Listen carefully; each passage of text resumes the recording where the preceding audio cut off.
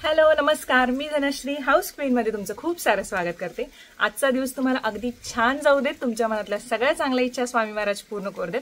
आज question and आन्सरचा जो blog आहे तो आम्ही बघणार आहोत, म्हणजे तुम्ही बघणार आहात आणि मी सांगणार आहे तुम्ही विचारलेल्या प्रश्नांची उत्तर। यातले काही प्रश्न जे आहेत त्यातली उत्तरे मी टाळलेली आहेत का ते तुम्हाला व्हिडिओमध्ये पुढे समजेलच। चला तर मग सुरू करूयात। आणि सगळे जे प्रश्न आहेत ज्या सिक्वेन्सने आलेले त्याच सिक्वेन्सने मी घेणार आहे। सगळ्यात जास्त जो प्रश्न विचारलेला गेला ज्याला 60 लाईक आहेत ते म्हणजे तुझा कोल्हापूरचा फ्लॅट कधी दाखवणार। सगळ्यात आधी सांगते की जेव्हा मी फ्लॅटचं तुम्हाला बोलले होते तर त्यावेळी आमचं पक्क ठरलेलं की आम्ही मुंबईहून कोल्हापूरला शिफ्ट होणार आहोत, कारण ती प्रोसेस सुरू झाली होती सचिनच्या ट्रान्सफरची आणि आम्हाला 99% कन्फर्म होतं की आम्ही ट्रान्सफर करणार आहोत कोल्हापूरला इथे।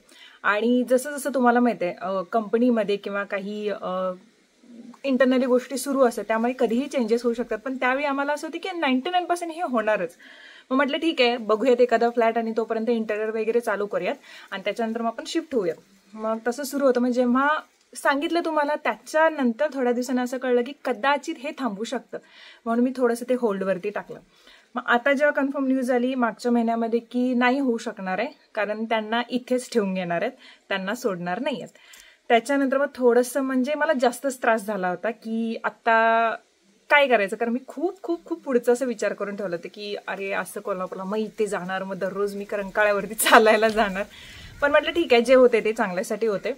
मग ॲज अ इन्व्हेस्टमेंट म्हणून तो आम्ही हे केला आणि थोडंफार काम होतं चालू आणि आता म्हटलं की ठीक आहे इन्व्हेस्टमेंट आपण करू। आणि जेव्हा आपण कोल्हापूरला कधी ना कधीतरी आम्हाला शिफ्ट व्हायचंच आहे, म्हणजे असं नाही की म्हातारपणानंतर, आणि तेव्हा जेव्हा ते व्यवस्थित माझ्या मनासारखा जेव्हा तो फ्लॅट होईल अगदी माझं स्वप्नांचं घर तशा टाईपमध्ये जेव्हा होईल तेव्हा मी तो नक्की दाखवेन। आणि आता मुंबईचं जे घर आहे ते माझ्या स्वप्नांचंच घर आहे। तिसरा प्रश्न, सेकंड बेबी प्लॅन कधी करणार, खरंच तुला हवा आहे का फ्युचरमध्ये बेबी, आणि तुझी लाईफ तुला कुठे एन्जॉय करायला आवडेल।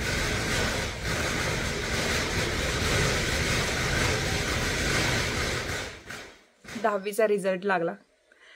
बेबी गर्ल हवी की बॉय, तू जे घर घेतलंयस ते तू कधी दाखवणार, ते त्याचं तर उत्तर दिलंय। बेबी हवा तर आहे पण अजून त्याचा विचार आम्ही केलेला नाही। बेबी बॉय आहे की बेबी गर्ल आहे, जे काय होईल ते फ्युचरमध्ये हेल्दी होऊ देत, पण इच्छा आहे की गर्ल व्हावी, कारण आरव तरी बॉय आहेच, तर गर्ल झाली तर मी हॅपीच असेल। तर मग त्याच्यासाठी अशी काही हे नाही की हेच हवाय तेच हवाय, करणार आहे की नाही, सगळं होईल, व्यवस्थित होईल। ह्या गोष्टीवरून मला खूप ट्रोल देखील केलं गेलं। तोच प्रश्न आहे की तू स्वामी समर्थ महाराजांचं पारायणावर सारामृत वाचते का आणि जप किती माळी जप करतेस रेग्युलरली। खरंच मी सांगते मी असं देवदेव करणाऱ्यातली मुलगी नाहीये की ऍक्च्युअलमध्ये खूप सिंपल आणि सॉर्टेड गोष्टी आवडतात देवपूजेतही।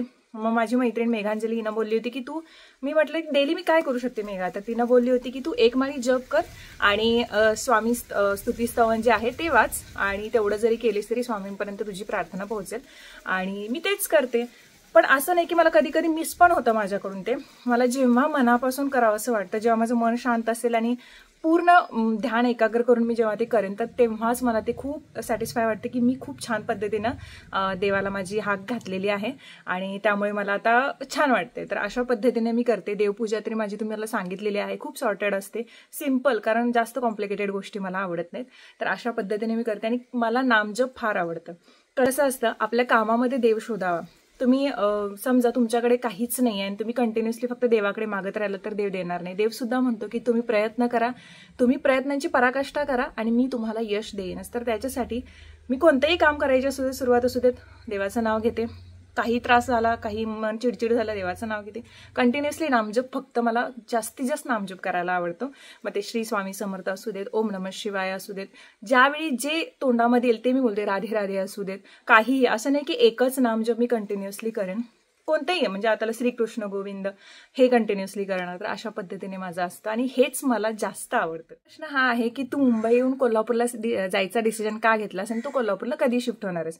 तर पहिले तर मुंबईहून मी कोल्हापूरला जायचा डिसिजन ह्यासाठी घेतला होता कारण आमची शेती, माझं सासर इकडे आहे आणि ते जवळपास आहे, त्याच्यामुळे शेतीकडे वगैरे लक्ष देता येतं। ती शेती आता भाऊबंद करतायत आणि माहेर इकडे, कारण पहिला पप्पा मम्मी दोघंच होते, राजश्री पण कोल्हापूरमध्ये. आणि नेहमी काय असतं, आपण पैसा भरपूर कमवायला लागतो, पण जी नाते आहेत ना, मला जास्त नात्यामध्ये राहिलेली पोरगी आहे मी, आणि मला तेच आवडतं, म्हणजे सारखं भेटायला नातेवाईकांना वगैरे. आणि मुंबईमध्ये कोणीही नाही आहे. आता आहेत बाकीचे, म्हणजे आपलं बोलतात ना, तोंडाने शब्दाने बोललेली जी माणसं आहेत किंवा आपल्या एक ओळख होते ना, तर तशी आहेत. पण ते म्हणतात ना की आपल्या जवळची एकदम, जशी माझी बहीण, भाऊ, मम्मी, मावशी वगैरे, तर ह्या सगळ्यांशी कनेक्टेड राहणं मला फार आवडतं. आणि तेच सगळ्यात जास्त चांगलं वाटतं मेंटल पीस आणि सगळ्या गोष्टींसाठी. प्रत्येक सणवाराला आपण सगळ्यांशी भेटू शकतो, माझ्या सासरी वगैरे जाऊ शकते, तिकडचे लोक, माझं घर. तर त्यासाठी म्हणून आम्ही शिफ्ट होणार होतो. आणि आम्हाला अश्युरिटी होती की सचिनचा जॉब इथे स्विच होईल म्हणून. त्याच्यासाठी आम्ही डिसिजन घेतला होता. फ्युचरमध्ये तरी होणारच आहोत. आणि आता कधी शिफ्ट होणार आहोत बघू, मीटअप कधी होणार. मी डिसेंबरमध्ये बोलले होते की आपण मीटअप करू, पण सध्या ह्यावेळी म्हणजे ह्या महिन्यातच मी स्वतःहून ठरवलं की मी कोणतेही मीटअप आता पुढे घेणार नाहीये. काही गोष्टी अशा घडल्या आणि त्या गोष्टी मला सांगायच्या नाही, डिस्कसही करायचं नाही, कारण मीटअप नंतर खूप साऱ्या अशा निगेटिव्ह गोष्टी घडलेल्या आहेत आणि त्या इथे मला पॉईंट आउट करायचंच नाहीये. त्याच्यामुळे म्हटलं की ठीक आहे. आणि जिथे जिथे जाईन तिथे ज्यांच्या म्हणजे म्हणतात ना, ज्यांच्याशी मला भेटायचा योग असेल ती लोक मला भेटतीलच आणि भेटावीत अशी माझी इच्छा आहे. त्यामुळे ह्यापुढे कोणतेही मीटअप मी कधीही घेणार नाही. नवीन युट्यूबर्सनी आपले चॅनल कसे ग्रो करावेत, मी एकच सांगेन, जसं मी स्वतःमध्ये त्या गोष्टी इम्प्लांट केल्यात की एकतर कन्सिस्टन्सी, त्यानंतर टायमिंग, आपला ऑडियन्स कोणत्या टाइमला ऍक्टिव्ह असतो ते बघणं, कॉन्टेंट असं टाकणं की ते ऑडियन्सला आवडले पाहिजेत, आणि अशा गोष्टी की ज्या तुम्हाला सकारात्मकता देतील आणि तुमच्या ऑडियन्सलाही त्या आवडतील, आणि त्यांच्याशी कनेक्टिव्हिटी, ह्या गोष्टी खूप महत्त्वाच्या आहेत जेव्हा तुम्ही एखादे यूट्यूब चॅनल स्टार्ट करता. आहे की यूट्यूब चॅनल स्टार्ट करून 2 वर्ष झाली, कंटेंट चांगला आहे पण तरी व्ह्यूज येत नाहीत. असं होतं, आपलं कंटेंट चांगला असलं तरी लोकांपर्यंत पोहोचायला फार वेळ लागतो. एखादा व्हिडिओ व्हायरल गेला की आपोआप त्याला व्ह्यूज येतात आणि आपला ऑडियन्स तयार होतो. त्यामुळे कन्सिस्टन्सी हा एकच उपाय आहे. यूट्यूबमध्ये सक्सेस खूप लवकर मिळत नाही. नशीब चांगलं असेल तर पहिलाच व्हिडिओ तुमचा व्हायरल जाऊ शकतो, आणि जर तुम्हाला देव तुम्हाला खूप काही मोठं देणार असेल ना, तर कंटिन्युअसली देव परीक्षा घेणारच. हा त्या लायकीचा आहे का की आपण ह्याला सगळं देऊ इच्छितो, मग 2 वर्ष लागतील, 3 वर्ष लागतील, मला 3-4 वर्ष तरी लागली होतीच, जास्तीत जास्त 2 वर्ष तरी पकडा. पण असं असतं की आता कसं आहे, मोस्टली लोक आहेत सोशलाइज झाले, त्याच्यामुळे कदाचित पहिला दुसरा व्हिडिओ सुद्धा व्हायरल जाऊ शकतो, आणि प्रयत्न करत राहिले पाहिजेत. हाच एकमेव, आणि कन्सिस्टन्सी हेच एकमेव यूट्यूबमधलं जर सक्सेस मिळवायचं असेल तर. खूप आवडला मला. तुझा टर्निंग पॉईंट कोणता, म्हणजे की एक क्षण असा आला आणि खूप खचले असतो आणि आशेचा किरण दिसला. आता मी परत सांगेन तेच गोष्ट की 2018 साल खूप नवीन जे लोक असतील त्यांना सांगेन की ते आमच्या फॅमिलीसाठी खूप खराब होतं. आणि जेव्हा आई आजारी होत्या, मी प्रेग्नेंट होते आणि सचिनला आम्ही हॉस्पिटल शोधत होतो, आणि मी तेव्हा स्वामी सेवेतही नव्हते, आणि स्वामी सेवेत कशी आले तो माझा टर्निंग पॉईंट होता. आणि त्यानंतर माझं आयुष्य पूर्ण टोटली चेंज झालं. ज्या हॉस्पिटलमध्ये गेलो, जितेन चौधरी म्हणून डॉक्टर आहेत भांडुपमध्ये, तर त्यांच्या हॉस्पिटलमध्ये आम्ही गेलो होतो, आणि बेसमेंटला एवढा मोठ्या स्वामींचा फोटो होता, आणि आम्ही अशी एंट्री केली. आणि मी त्याच्या आधी सगळ्या होप्स मी सोडून दिल्या, मी विश्वासच करणं सोडून दिलं होतं देवावरती. आणि सचिन मला बोलायचे काय नाही, सगळं ठीक होणार. साईबाबांना सचिन मानतात, तर आणि स्वामींना देखील मानतात, तर ते बोलले हे बघ, हे पुढे आहेत ना धनश्री, समोर आहेत, आत्ता सगळं बघ कसं ठीक होतं. आणि लिटरली आम्हाला जिथे 1.5 लाख 2 लाख सांगत होते की ऑपरेशनला खर्च येणार, तिथे ते डॉक्टर आम्हाला बोलले की फक्त मी ऑपरेशनचा खर्च घेईन, कारण ते डॉक्टर बाहेर ऑपरेशन करायला 1.5-2 लाख रुपये खर्च घेतात. आणि त्याच्यानंतर त्यांनी जी मेडिसिन्स पण आहेत ते पण सगळं मिळून आमचं फक्त 79,000 मध्ये झालं होतं. आणि ते करून आमच्या अकाउंटमध्ये 4-5 हजार त्यावेळी शिल्लक राहिलेले, कारण आईंच्या ऑपरेशन त्याच्यामध्ये खूप म्हणजे सगळं सेव्हिंग आमचं गेलं होतं. आणि त्यावेळी मी म्हटलं की सचिन जसं बोलले की हे आहेत ना समोर धनश्री, आता बघ सगळं व्यवस्थित होतंय की नाही, आणि खरंच तसं क्वेश्चन आन्सरचा ब्लॉग आहे. आणि युट्यूब पेमेंटबद्दल जर विचारलं नसेल तर तो क्वेश्चन आन्सरचा ब्लॉग अशक्य आहे. ऍक्च्युअलमध्ये पेमेंट ही अशी गोष्ट आहे की ती खूप खाजगी आहे, आणि मी शक्यतो अजूनपर्यंत कुणालाही विचारलं नाही, इव्हन राजश्रीला, नरेंद्रला, सचिनला, कुणालाच नाही की तुमचं पेमेंट किती आहे. आता सचिनचं पेमेंट किती आहे हे मला माहित आहे, पण पेमेंट ही खाजगी गोष्ट आहे. तरीही तुम्ही माझी युट्यूब फॅमिली आहात, तर कमी जास्त कधी 50 मिळेल, कधी 60 मिळेल, कधी जास्ती करून त्याच्या पुढे कधी जाणार जर एकदमच एखादा ब्लॉग अगदी मिलियनमध्ये गेला तर. कारण इंडियन युट्यूबर्स जे आहेत त्यांना जे पेमेंट मिळतं, जो रेव्हेन्यू मिळतो तो खूप कमी आहे. बाहेरच्या देशांमधला रेव्हेन्यू जास्त आहे. म्हणजे असं की बाहेरच्या देशातले व्ह्यूअर्स जेव्हा तुम्हाला जास्त बघतात तेव्हा तुमचा रेव्हेन्यू जास्त वाढतो, कारण ते बाहेरच्या देशातून त्यांचं जी करन्सी आहे त्याच्यावरती डिपेंड असतं. अशा खूप साऱ्या गोष्टी आहेत यूट्यूबचं रेव्हेन्यू जनरेट करण्यामध्ये. त्यामुळे मोस्ट ऑफ यूट्यूबर्स जे आता आहेत ते जास्त करून जाहिरात करण्याकडे लक्ष देतात. जसं मी कोलॅबोरेशन वगैरे करते आणि त्यात गैर काहीच नाही, कारण कोलॅबोरेशन हा पार्ट आहे यूट्यूबचा. त्यातली सुद्धा यूट्यूबना काही जी अमाऊंट आहे ती मिळते.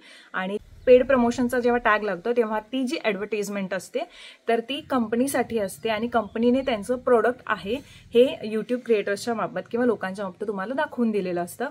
आणि जेव्हा ते टॅग नसतं तेव्हा ते आम्ही प्रोडक्ट वापरतो किंवा हे तो सांगतो. पण जेव्हा आम्ही पेड प्रमोशन करतो तर तेव्हा त्या प्रोडक्टची माहिती आम्ही तुम्हाला देतो. मग ती स्क्रिप्ट जी असते ती कंपनीकडून आलेली असते की तुम्ही अशा पद्धतीने ह्याचे स्पेसिफिकेशन सांगा, ह्या प्रोडक्टमध्ये हे हे गुण आहेत हे सांगा. मग ज्यांना सूट होतील त्यांना ते लोक घेतील आणि आवडले तर लोक ते कंटिन्यू करतील किंवा तीच गोष्ट वापरणारी अजून खूप सारे लोक असतात तर त्यांना अजून माहिती मिळते. तर अशा पद्धतीने यूट्यूबचं पेमेंट, यूट्यूबवरती येणाऱ्या जाहिराती, त्याच्यानंतर यूट्यूबवरती येणारी प्रमोशन्स ह्या गोष्टी एकमेकांवरती डिपेंडंट असतात. बजेट माझं तर मंथली बजेट सांग ना म्हणून असा एक प्रश्न आलेला आहे. शक्यतो माझं 30 ते 32 मध्ये आवडतं, ज्याच्यामध्ये सेव्हिंग येतं, मेडिकल खर्च येतो. जर थोडासा काढून ठेवते, आधी काढून ठेवायचे नाही पण थोडासा काढून ठेवते, ज्यामध्ये बाबांचे एक्सपेन्सेस असतात कारण ते बीपी चे पेशंट आहेत त्याच्यामुळे. आणि कदाचित काही लागलं तर अंदाजाने ठेवते. किराणा, भाज्या, त्याच्यामध्ये दूध, ट्रॅव्हलिंग खर्च हा नाही, ट्रॅव्हलिंग आणि जे कॉस्मॅटिक्स किंवा जे काही पर्सनल जो खर्च आहे तो वेगळा असतो आमचा. तो प्रत्येकाचा, त्या सचिनचा वेगळा, माझा वेगळा, पण चौघांसाठी मिळून जाय खाण्यापासून वगैरे हे तर सगळे अराउंड 30-32 कडे जातं. तिचा खूप मोठा फॅन आहे. तुला पुढे जाऊन तुझ्या आयुष्यामध्ये काय अचीव्ह करायचं आहे? मला माझं यूट्यूब चॅनल खूप चांगलं ग्रो करायचं आहे, खूप चांगले चांगले कॉन्टेंट आणायचे आहेत. प्लस मला स्वतःच असं एक बुटीक स्टार्ट करायचं आहे ज्याच्यासाठी मी प्रयत्न करते आहे. आणि कारण यूट्यूब हे एकच आपण स्त्रोत्र ठेवू शकत नाही अर्निंगचं, काही ना काहीतरी आपण करत राहिलं पाहिजे. तर ती खूप मोठी गोष्ट आहे माझ्यासाठी. आत्ता मी सध्याला जे विचार केले त्यावरून, तर बघू कधी होतं ते. रिटायरमेंट नंतर कुठे राहणार, गावी की मुंबईला? गावी. मी दिवसेंदिवस एवढं सुंदर कसं दिसतं आणि वजन कसं मेंटेन होतं? वजन मेंटेन होतं मी सांगू शकते, पण सुंदरता हे प्रत्येकाच्या बघण्यामध्ये आहे. कुणाला मी सुंदर वाटू शकते, कुणाला मी कुरूप वाटू शकते. ज्याचं जसं अपब्रिंगिंग असेल त्या पद्धतीने लोकांना दिसतं. पण हां, जेव्हा मी व्हिडिओ शूट करतो, आता इथे मी बघते इथे 3 पिंपल्स आलेले आहेत. आणि ऍक्च्युली कसं होतं, आपलं वय जसं वाटतं, हॉर्मोनल चेंजेस याच्यामुळे थोडेफार बदल होतं. कधी कधी चेहरा चांगला दिसतो, कधी कधी चेहरा खरंच खूप खराब दिसतो आणि ते प्रत्येकीचं होत असतं. तर मला खूप ॲव्हरेज मुलगी समजते, सुंदरही नाही जास्त खराबही नाही. मी स्वतःला जशी आहे तशी आवडून घेते, आवडते स्वतःला. आणि वजन मेंटेन ठेवण्याची एक गोष्ट की बाहेरचं खाणं जास्त नसतं, घरगुती जे आहे ते एक रुटीन पण मी शेअर केलेलं आहे. कधी कधी ते रुटीनमध्ये चेंज देखील होतात, पण शक्यतो कॅलरीज मेंटेन करते. 2000च्या आसपास आपल्याला कॅलरी लागतात, तर तेवढं मेंटेन ठेवते. दररोजचा थोडाफार व्यायाम असतो. आता जास्त व्यायाम करायची सवय लावून घेतलेली आहे. मागच्या वर्षी थोड्याशा मेडिकल इश्यूमुळे मी खूप कमी हे केलं होतं, त्यामुळे वजन सुद्धा वाढलं होतं. तर आता ओके. प्रश्न पुढचा आहे की तुझ्या आयुष्यातला सगळ्यात आनंदाचा दिवस कोणता जो तू कधीच विसरू शकणार नाहीस? पहिलं तर जेव्हा माझा मुलगा जन्माला आला, कारण प्रत्येकीला आपलं बाळ हे जेव्हा जन्माला येतं तेव्हा तो सगळ्यात मोठा आनंदाचा दिवस असतो. पण ॲज अ एक वुमन म्हटल्यानंतर आपल्याला असं असतं की जेव्हा आपण स्वतःच्या पायावरती उभं राहतो, तसं नाही की फायनान्शियली जेव्हा इंडिपेंडंट होतो तेव्हा स्वतःची स्वप्न पूर्ण करण्याचं स्वातंत्र्य मिळतं. स्वतः आपले खर्च आपण भागवू शकतो, त्यानुसार आपल्या फॅमिलीला मदत करू शकतो. आणि लग्न झाल्यानंतर तर इंडिपेंडन्स, आपल्याला फायनान्शियली इंडिपेंडंट झाल्यानंतर ना सासर माहेर दोन्हीकडे बॅलन्स ठेवता येतो. आणि आपल्याला जास्त कोण प्रश्न करणारं नसतं की तू माहेरी देतेस का, किंवा कारण तुम्ही स्वतः कमवता आणि तुम्ही माहेरही सांभाळता, तुम्ही सासरही सांभाळता. तर जेव्हा मला पहिल्यांदा यूट्यूब पेमेंट आलं तेव्हा मला खूप मस्त वाटलं की चला मी आता फायनान्शियली इंडिपेंडंट झाले आणि मी दुसऱ्यांना मदत देखील करू शकते आणि स्वतःची फॅमिली पण मी सगळं सांभाळून सगळ्या गोष्टी करू शकते. प्रश्न आता मी जे उत्तर दिलं त्याच्याशीच निगडीते की सेल्फ मेड वुमन किंवा इंडिपेंडंट वुमन झाल्यानंतर म्हणजे स्वतः मिळवता असल्यावर काय फिलिंग येते किंवा लेवल ऑफ कॉन्फिडन्स शेअर विथच. काय होतं माहिती आहे काय, जेव्हा मी काही मिळवतही नव्हते, पहिला जॉब मी केला होता ॲज अ HR म्हणून. रिलायन्ससाठी ती एक एजन्सी काम करत होती. तर तेव्हा ते खूप छान फिलिंग होतं, कारण महिन्याला मला 8,000 मिळत होते. नवीनच जॉब होता आणि तो मिळाला कसा होता, माझं स्ट्रीम एक जे होतं ते केमिस्ट्री होतं. केमिस्ट्रीमध्ये ग्रॅज्युएट झालेले. त्याच्यानंतर जेव्हा मी हे द्यायला गेले होते, इंटरव्ह्यूज द्यायला गेले होते, तर तेव्हा कसं आपण नुकताच ग्रॅज्युएट झालेलो असतो, त्यामुळे डोक्यात सगळ्या गोष्टी असतात. इंग्लिश आपलं व्यवस्थित असतं, आपण बोलू शकतो. मातृभाषा जी आहे आपली ती आपल्या तोंडात रुळलेली असते आणि जेव्हा एखादी भाषा आपण शिकतो तर त्या भाषेवरचं प्रभुत्व मिळवण्यासाठी आपण कंटिन्युअसली त्या भाषेत बोललं पाहिजे. आणि जर ते एकदा बोलायला आपण थांबवलं तर कदाचित ते शब्द आपण विसरतो डे टू डे लाईफमधले. तर हे माझ्याशी आता झालं होतं, पण आता ठीक आहे, आता हळूहळू गाडी रुळावरती येते आणि मी ते ट्राय करते. मग त्यावेळी सगळं व्यवस्थित असल्यामुळे जेव्हा इंटरव्ह्यूला गेले तेव्हा ते बोलले की ॲज अ HR म्हणून जॉब आहे आणि रिलायन्ससाठी आपण रिक्रूट करतोय. पण माझं HR हे प्रोफेशन नव्हतं किंवा काहीच हे नाही. मग त्यांनी बोलले की आम्ही तुम्हाला 15 दिवसाचं ट्रेनिंग देऊ, त्याच्यामध्ये तुम्ही व्यवस्थित झालात तर तुम्हाला तो जॉब करता येईल. मग त्यानंतर त्यांनी 15 दिवस का मला महिना लागला, कारण माझं ते स्ट्रीमच नव्हतं. महिन्यामध्ये ते जे सर होते, कारण त्या सरांचं असं होतं की क्वालिटी ओळखत होते की हा ही मुलगी करू शकते, असं नाही की सर्टिफिकेट मिळवले आणि त्या सर्टिफिकेट बेसिसवरती द्यावं, तर कॉन्फिडन्स किती आहे ह्या विचारते ते सर होते. तर चांगलं महिनाभर माझं छान ट्रेनिंग झालं. त्याचे पे त्यांनी निम्मा पगार केला होता, पेड जे केलं होतं ते. तर मग छान झालं आणि त्याच्यानंतर मग मी जॉबला लागले. तेव्हाच पहिल्या जेव्हा हातात पेमेंट आलं तेव्हा आई वगैरे होत्या त्यावेळी, आणि मी सांगितलं की मला एवढं पेमेंट मिळालेलं आहे. तेव्हा सगळेच खुश झाले होते, पण ते मनासारखं नव्हतं. त्याच्यानंतर 2 वर्ष झाल्यानंतर जेव्हा यूट्यूबचं पेमेंट स्टार्ट झालं आणि मग ते स्टार्ट होत गेलं, माझ्या आवडीचा भाग, आणि मी तशी इंट्रोवर्ट राहीन की कोणासोबत एकदम बोलायला जाणारी मुलगी नाही मी, पण समोरून कोणतरी बोलायला तर बोलेन. कॅमेरासमोर बोलायला मला पहिल्यांदा खूप कॉन्शियस व्हायचं, पण खूप लोकांनी मला सपोर्ट केला त्यावेळी, तू असं कर, तू तसं कर असं म्हणून. आणि जेव्हा ते झालं, त्या सगळ्या गोष्टीतून पुढे आल्यानंतर हळूहळू शिकत गेले, आणि जेव्हा त्या गोष्टी कॉन्फिडन्स यायला मला मदत झाली त्या गोष्टीमुळे, आणि सेल्फ मेड व्हायला सुद्धा मदत झाली. आणि जेव्हा फायनान्शियली इंडिपेंडंट झाले त्यानंतर मग काही असं स्ट्रेस राहत नाही तुमच्या डोक्यावरती. तुम्ही एखादी गोष्ट घ्यायची म्हटलं तर तुम्हाला कुणाला विचारावं लागत नाही. तो कॉन्फिडन्स असतो की हा हे घ्यायचं आहे ना, तर हा मी हे घेऊ शकते. आपण कसं असतं, एखादी गोष्ट घ्यायची असेल आपण कोणावरती डिपेंडंट असतो, तर कसं विचारू, हे इतके जाणार, मग घरचा खर्च, ह्या सगळ्यामध्ये असतो. पण जेव्हा आपण कमावते होतो, सेल्फ मेड असतो, किंवा आपला कंटिन्युअसली आपल्या हातात असतं काही गोष्टी फायनान्शियली, तर तेव्हा ते खूप मस्त फिलिंग असतं. आणि डे बाय डे तुमचा कॉन्फिडन्स आपोआपच लेवल वाढत जाते, कारण तुम्ही खूप साऱ्या गोष्टीतून प्रोसेस होऊन आलेल्या असतात, खूप साऱ्या गोष्टीतून तुम्ही शिकून आलेले असतात. त्यामुळे तुमचा कॉन्फिडन्स वाढायला मदत करते, कारण तुमचं काम करताना ते बेटर कसं करता येईल ह्याच्या शोधात तुम्ही असता. प्रश्न केला आणि ती नेहमी मला बोलतच असते की तू शिर्डीला कधी येणारच. साईबाबांचं बोलवणं आल्यानंतर नक्कीच येणार, आणि मी नक्कीच यायचा माझा प्लॅन आहे. बघू तो कधी सक्सेस होतोय. काही कॉमन प्रश्न आहेत ज्याच्यामध्ये ब्लॉग एडिटिंग, व्ह्यूज कसे वाढवावेत, त्याच्यानंतर काय करावं. तर ह्याच्या संबंधी मी सांगितलेलं आहे की कन्सिस्टन्सी, पहिल्यांदाच सांगितलं जो उत्तर तर तेच आहे की कन्सिस्टन्सी ठेवणं, नुसतं व्हिडिओज टाकत राहणे, त्या ज्या टाईमला टाकताय त्या टाईमला तुमचा ऑडियन्स ॲक्टिव्ह राहायला पाहिजेत, आणि खूप प्रयत्न करत राहणं हेच यूट्यूबमध्ये सक्सेस मिळवण्याचं साधन आहे. लकी असाल तर एका दिवसातही होऊन जातं. आणि त्यामध्येच प्रश्न आहे की तू शाउटआउट कधी देतेस. शाउटआउट मी ह्यापुढे एकही देणार नाही आहे, कारण जसं मी म्हटलं की मीटअप नंतर अशा काही गोष्टी घडल्या, तसंच शाउटआउट नंतर सुद्धा खूपच बेकार अशा घटना घडल्या, आणि त्या मला आत्ता समजल्यात. तर त्याच्यामुळे खूप डीपली सांगते की खूप वाईट वाटलं त्या गोष्टी. त्यावेळी पण मी शेअर केलं होतं की मी शाउटआउट दिलं आणि त्याच्यानंतर असं लोकांनी बोलले, खूप त्रास झाला ते ऐकून. त्याच्यामुळे शाउटआउट नाही देणार आहे याच्यानंतर. का द्यायचे माहिती आहे की मी जेव्हा यूट्यूबमध्ये येते तेव्हा मला हेल्प करणारं कोणी नव्हतं, पण आता खूप साऱ्या लेडीज करतायत ना, तर त्यांना आपण हेल्प करावी. तुम्हाला हे माहीत असेल की कपड्याचं दुकान असणारा माणूस दुसऱ्या कपड्याच्या दुकान असणाऱ्या माणसाला कधी हेल्प करत नाही, कारण स्वतःचं जे फायनान्शियली किंवा स्वतःचं जे आहे स्किल ते दुसऱ्याला सांगत नाही, किंवा त्या माणसाला तो प्रमोट करणार नाही की याचं पण कपड्याचं दुकान आहे घ्या, कोणीही बोलणार नाही. पण माझं असं होतं की नाही यार, सगळ्या बायका करतायत ना, त्या स्वतःच्या फॅमिलीला सपोर्ट करतायत ना, तर करायचं.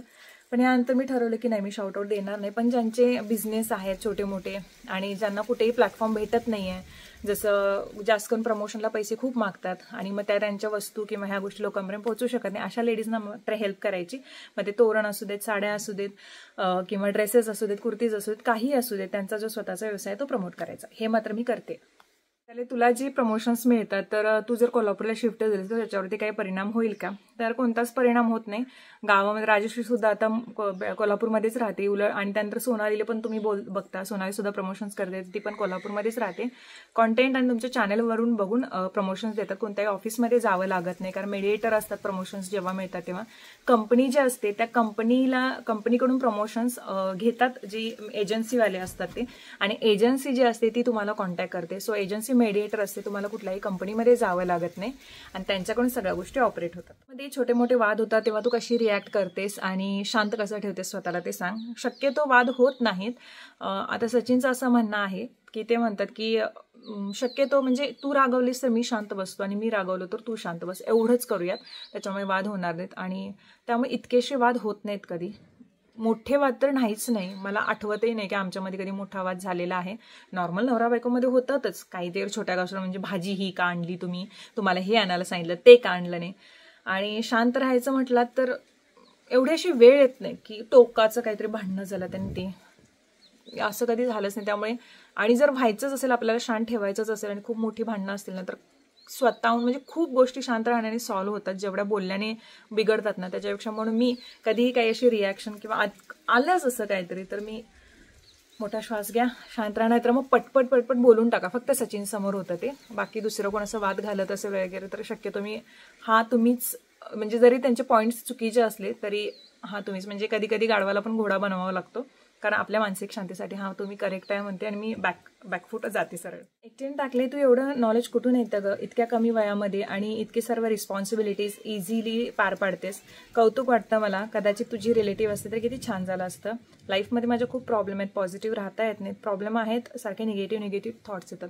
मी तुम्हाला माझ्या ब्लॉग्समध्ये पण सांगत असते, तुम्ही ज्या गोष्टी विचार करता त्या गोष्टी जास्त येतात. आणि कधी कधी आपलं होतं की खूप सारं परिस्थिती इतकी खराब असते की पॉझिटिव्ह राहणं किंवा तसा चांगला विचार करणं खूप अवघड जातं. अशा वेळी अशी काही लोक आपल्यासोबत असावेत किंवा अशी काही पुस्तकं असावेत. सगळ्यात जास्त म्हणजे लोक नसतील तर पुस्तकं तरी ठेवा, कारण पुस्तकामुळे खूप तुमच्या पॉईंट ऑफ व्ह्यूमध्ये चेंज होतो आणि परिस्थिती बदलायला उशीर लागत नाही.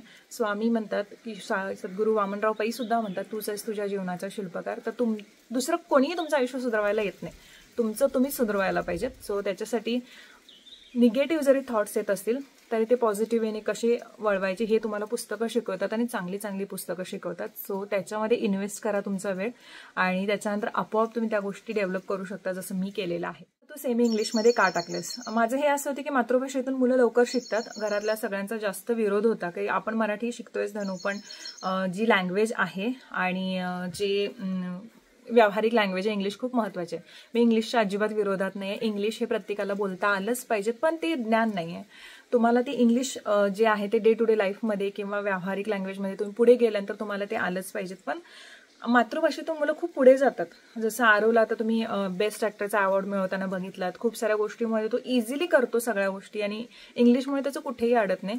पण त्याच्या पप्पांचं आणि आजोबांचं असं म्हणणं आहे की आपण त्याला 5वीपासून इंग्लिशमध्ये टाकायचं आहे. तर मी म्हटलं की ठीक आहे, आपण 4थीपर्यंत बघूयात त्याची ग्रोथ सेमी इंग्लिशमध्ये कशी होते आणि ते नाही पडलं तर मग तुमच्या मनाप्रमाणे जाऊयात.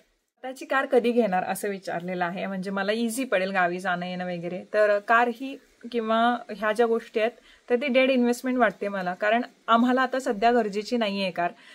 सचिन ऑफिसला ट्रेनने जातात, ते त्यांच्यासाठी बेस्ट आहे. ट्रॅफिक मुंबईचं तुम्हाला माहिती आहे की ते किती बेकार होतं.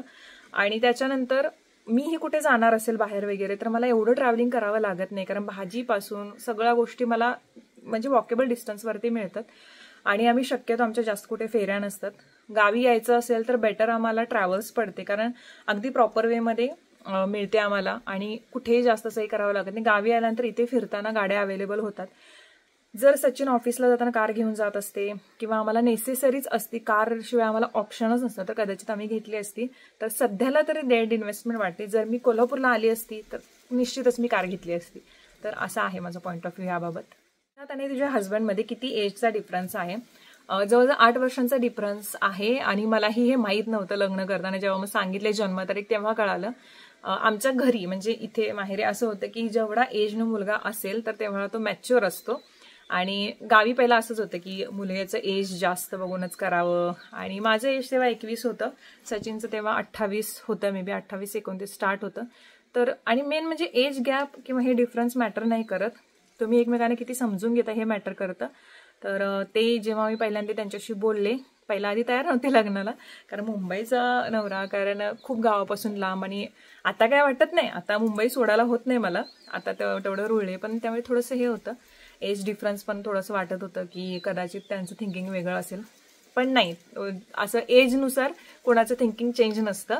प्रत्येकाच्या त्या अपब्रिंगिंगवरती किंवा तो कोणत्या सराउंडिंग्समध्ये वाढलेला आहे आणि त्याची थॉट प्रोसेस काय यावरती ठरतं. So as doesn't matter. Positive राहण्यासाठी काय करतेस? निगेटिव्ह लोकांपासून लांब राहते. ज्या गोष्टींमुळे माझ्या मनशांतीला प्रॉब्लेम होईल त्या गोष्टी दूर ठेवते. कदाचित त्या माझ्या विरोधात जरी असेल तरी मला फरक पडत नाही. आणि दुसरी गोष्ट की नेहमी ज्या वस्तू किंवा ज्या व्यक्ती किंवा जे काही गोष्टी तुम्ही स्वतःच्या लाईफमध्ये इन्क्लूड करताय की त्याच्यामुळे तुम्हाला सकारात्मक वाटलं पाहिजे. मग ते एन्व्हायरमेंट असेल, ती जागा असेल, ती व्यक्ती असेल, ते पुस्तक असेल, तुम्ही मोबाईलवरती काय बघताय ते असेल, तर त्याच्यामुळे तुम्हाला सकारात्मक राहता येतं आणि ॲक्च्युअलमध्ये पॉझिटिव्हनेस वाढतो. आणि स्पिरिच्युअलिटी किंवा देवावरती विश्वास, तुम्ही ज्यांच्याशी जोडले गेलेला त्यांचं सतत नामस्मरण करणे, ह्या गोष्टीमध्ये राहता येतं. असं नाही की कधी माझी चिडचिड होत नाही, कधी मला राग येत नाही, पण जेव्हा तो पहिला 100% होता, आता तो 30%वरती आहे.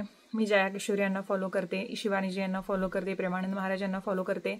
त्याच्यानंतर स्वामींचे काही छोटे छोटे कोट्स येतात, छोटे छोटे व्हिडिओज येतात, ते बघते. त्याच्यानंतर लॉ ऑफ अट्रॅक्शनचे काही व्हिडिओज आहेत ते बघते, कारण त्या गोष्टी तुम्हाला तुमच्या थॉट प्रोसेसला प्रोसेस करण्यात खूप हेल्प करतात आणि पॉझिटिव्ह राहण्याला सुद्धा मदत करतात. कधी कधी असं होतं महिन्यातनं 2-3 वेळा की खूप चिडचिड होते, पण त्यावेळी मी शक्यतो नामस्मरण याच्यावरती भर देते, कारण नामस्मरणातून खूप खूप मोठ्या गोष्टीतून तुम्ही बाहेर येता. So avoid toxic people, avoid toxic situations आणि तुम्ही मस्त राहता. रोस्टिंगवाले खूप खालच्या थराला जाऊन रोस्टिंग करतात, त्याबद्दल काय बोलशील आणि तुम्ही सर्व ॲक्शन का नाही घेत? तुम्हाला एक गोष्ट सांगते, जेव्हा एखाद्या व्यक्ती एखादं मत मांडतो तर ते त्यांच्या मनातलं मत असतं, त्यांनी जे ऑब्झर्व केलेलं आहे ते रियालिटी आहे हे सांगू शकत नाही कोणी. आणि ते जे लोक करतात ते त्याने ऑब्झर्व केलेलं आहे, पण ते खरं असेलच ही गोष्ट ठामपणे ते सांगू शकत नाहीत.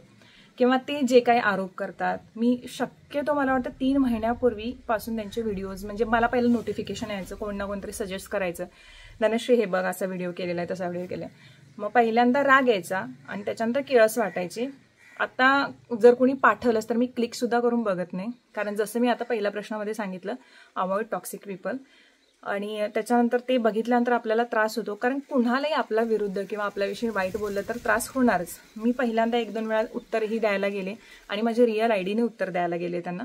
तर त्याच्यानंतर पण काही लोकांना समजून घेतात, काही लोक समजून घेत नाहीत. मग त्याच्यानंतर मी ठरवलं की जर मी यांना उत्तरं देत बसले तर कदाचित मी खूप मागे जाईन, कदाचित मला माझ्या सेल्फ काही गोष्टी ज्या मला करायच्या त्याच्यावरती मला लक्ष देता येणार नाही.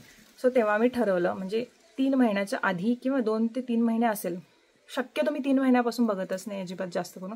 एखादा दुसरा कोणी पाठवला तर क्लिक करा, बघा, सोडून द्या विषय. ठीक आहे म्हणते, ते त्यांची मत आहेत.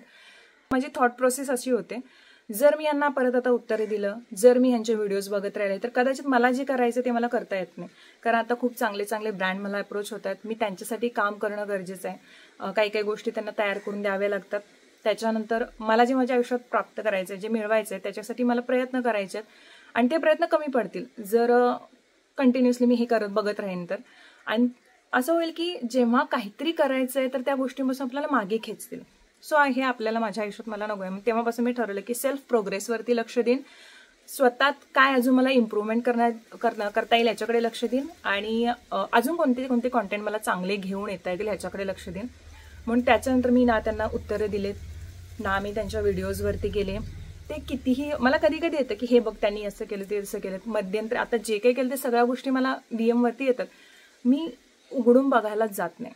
काहीही आलं, अगदी अगदी ते ठळक माथ्याने जरी काही आलं की हे असं असं केलं, म्हणजे रिसेंटली खूप काही होतं, ते काही गोष्टीवरती हसू आलं होतं मला. मग ते राहू देत म्हटलं, त्यांनी काय करतायत सगळं करू देत, त्यांना जे पॉसिबल होते ते सगळं त्यांनी करू देत, सगळे प्रयत्न करून देत. माझ्याकडून एकही उत्तर त्यांना जाणार नाही, एकाही गोष्टीवरती रिप्लाय जाणार नाही, कारण मला माझ्या गोष्टींवरती फोकस करायचा आहे.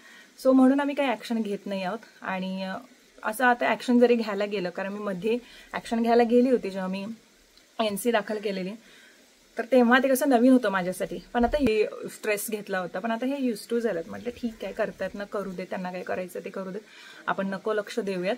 आणि त्याच्यामुळे मी कोणत्याही ॲक्शन घेण्याच्या फंदात पडत नाही आता, कारण कर्म ही अशी गोष्ट ज्याला मी फार घाबरते.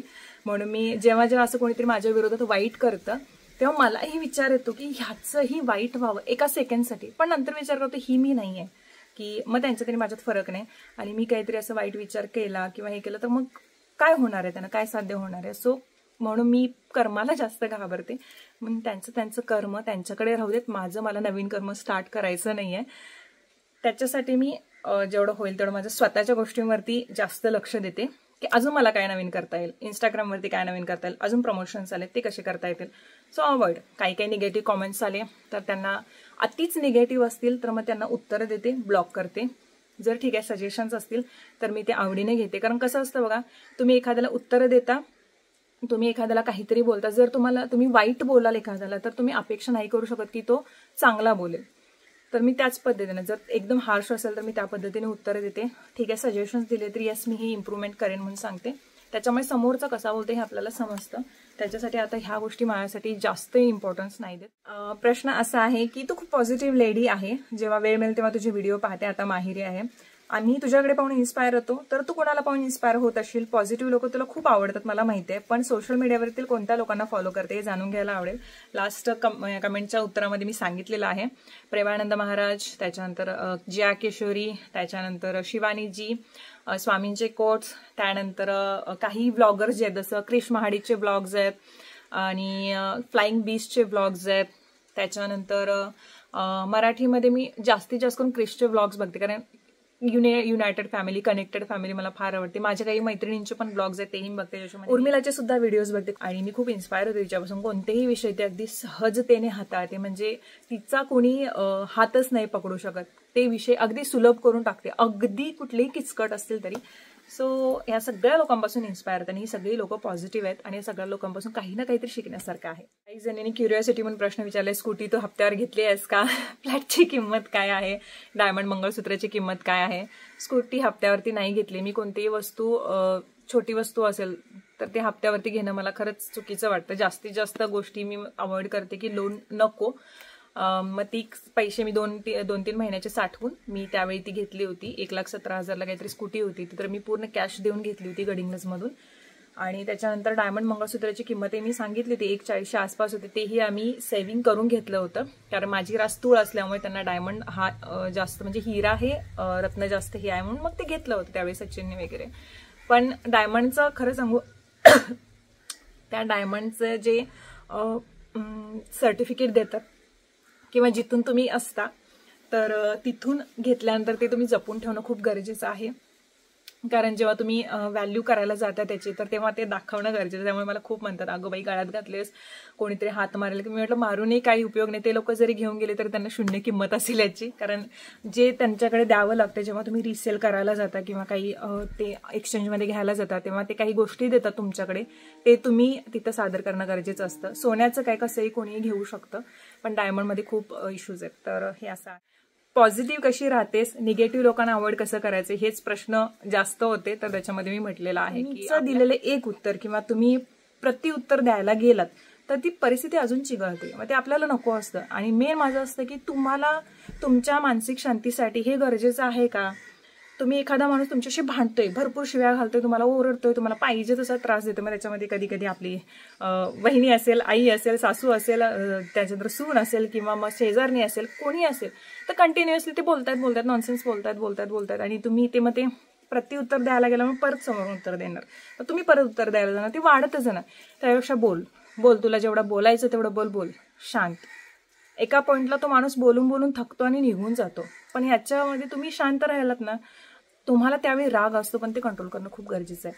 तुम्ही शांत राहिला की थोड्या वेळानंतर तुम्हाला वाटतं बरं झालं मी शांत राहिले, खूप पुढची सिच्युएशन अजून खराब झाली असती. कारण मी ह्या आधी प्रत्युत्तर द्यायचे, पण ते वर्थिट वाटत नाही मला आता. त्याच्यामुळे शक्यतो ही गोष्ट इम्प्लांट करा. ऐकून घ्या, नॉनसेन्स गोष्टी तुम्हाला माहित आहेत ना खरोखरच्या गोष्टी काय, तर त्या ऐकून घ्या आणि सोडून द्या. मला बाहेर कुठे फिरायला जाणार आहेस का, अयोध्या वगैरे? मला अयोध्येला जायची खूप इच्छा आहे आणि गेली तर विना वर्ल्ड टूर थ्रूच जायची आहे. मम्मीला मला फिरायला घेऊन जायचं होतं, कारण तोही प्रश्न आला होता की मम्मीला फिरायला का घेऊन जात नाहीस म्हणून. पण आता एवढ्या लवकर नको म्हटलं, कारण ते अजूनही काही गोष्टी तिच्या डोक्यात चाललेल्या असतात. सो म्हटलं की जाऊ दे थोडे दिवस, दिवाळीनंतर वगैरे बघूत आपण. एक ट्रिप प्लॅन करण्याचं आता मध्ये मला प्लॅन करायची होती, पण ती समहाऊ पॉसिबल नाही झाली माझ्याकडून, कारण ह्यावेळी घराच्या सगळ्या यात्रा आहे त्याच्यामध्ये खूपच खर्च झाला. तर मग म्हटलं की थोडंसं जरा सेट होऊयात, अजून जरा फायनान्शियली खूप गोष्टी आहेत आपल्याकडे, तर मग म्हणून मी थांबवलं. सगळ्यात जास्त व्ह्यूज आलेला व्हिडिओ कोणता, असाही प्रश्न आहे. तर माझ्या घराचा, आणि माझं घर याबद्दल मी खूप ग्रेटफुल आहे, कारण त्या घरानं मला भरपूर दिलं. माझ्या ज्या सवयी होत्या, जसं की स्वच्छते ठेवणं, नीटनेटकेपणा ठेवणं आणि वेल अरेंज ठेवणं, कुठेही गेलं तर त्या सवयीमुळे माझं ते घर बनलं आणि त्या घरामुळे मला खूप फेम मिळालं. खूप जणी कनेक्टेड झाल्या. त्याच्यानंतर चाळीतल्या घरांचे खूप व्हिडिओ झाले, तुम्ही जर बघितलं असाल तर. त्याच्यानंतर खूप जणींनी प्राऊडली आपलं घर दाखवलं, कारण प्रत्येकाला असं वाटतं रे काय दाखवायचं, वेल डेकोरेटेड घरच म्हणजे सगळ्यांना पाहायला आवडेल. तर त्याच्यानंतर मला खूप छान वाटलं आणि तो सगळ्यात जास्त पाहायला गेलेला माझा व्हिडिओ आहे आणि मलाही तो प्रचंड आवडतो. जॉब काय करतात तर ते असिस्टंट मॅनेजर आहेत आदित्य बिर्लामध्ये. Who is your inspiration ma'am म्हणून असं टाकलेलं आहे. तर माझं इन्स्पिरेशन नेहमी माझी आई आहे, कारण तिनं खूप कठीण परिस्थितीतून आम्हाला वरती आणलेलं आहे, सगळ्या शिकवण वगैरे. आणि त्यासोबतच अशी प्रत्येक व्यक्ती जी आयुष्यात खूप साऱ्या गोष्टींनी स्ट्रगल करून पुढे आलेली आहे, खूप साऱ्या गोष्टी शिकून काही ना काहीतरी सगळ्यांना चांगला देण्याचा प्रयत्न करते, अशी प्रत्येक व्यक्ती माझी इन्स्पिरेशन्स आहेत सध्या, कारण सगळ्यांच्याकडून मी काही ना काहीतरी शिकते. तर आपला जो प्रश्नोत्तरांचा व्हिडिओ आहे तो त्यातली जी सगळी प्रश्न आहेत ते घेऊन झालेले आहेत आणि होप सो की तुम्ही जे प्रश्न विचारलेला त्यांची मी अगदी समाधानकारक उत्तरं दिली असेल. काही प्रश्न जे पर्सनल होते ते मी घेतलेले नाही आहेत आणि काही जास्त करून सॅलरी किंवा हे, तर हे ते खाजगी प्रश्न आहे प्रत्येकांचा, तरीही मी बऱ्यापैकी ते व्यवस्थित सॉर्ट करून उत्तर दिलेलं आहे.